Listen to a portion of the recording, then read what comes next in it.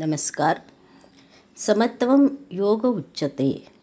भगवद्गीतेतील 2ऱ्या अध्यायातील 48व्या श्लोकातील हा वाक्यांश आहे.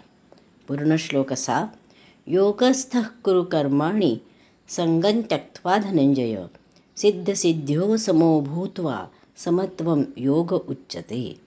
अर्थ असा: आसक्ती सोडून यश आणि अपयश, सिद्ध आणि असिद्ध याकडे समभावाने पाहून आपले कर्म पार पाड.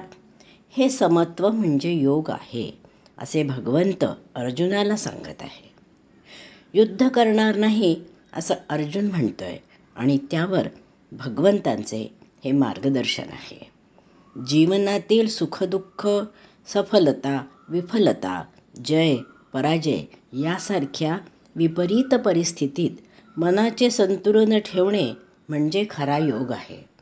हा विचार म्हणजे कर्मयोगाचे जे खरे मूलतत्व आहे, निष्काम कर्मयोग, त्याचे हे सार आहे. योग म्हणजे शारीरिक आसन नाही, तर ती एक मानसिक स्थिरता आहे.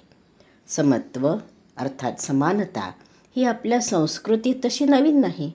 ऋग्वेदातील प्रार्थनासुद्धा समानतेची आहे. ती अशी: समानीव आकूतिः समाना हृदयानिवः समानमस्तु वो मनो यथावः सुसहासते.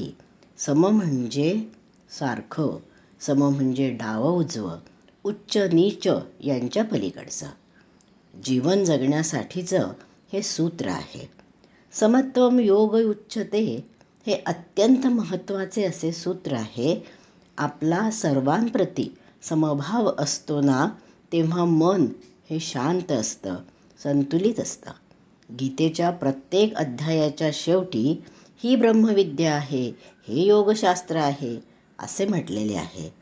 या 2च शब्दात गीतेचे पूर्ण सार सांगितलेले आहे.